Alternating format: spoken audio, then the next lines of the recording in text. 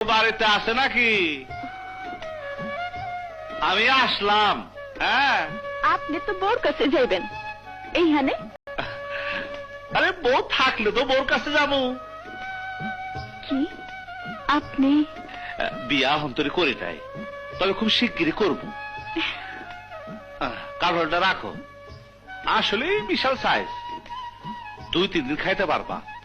ধরো। আপনি বুঝি আমার কাডল দিতে আইছেন? তোমার কি মনে হয় দৌলতি?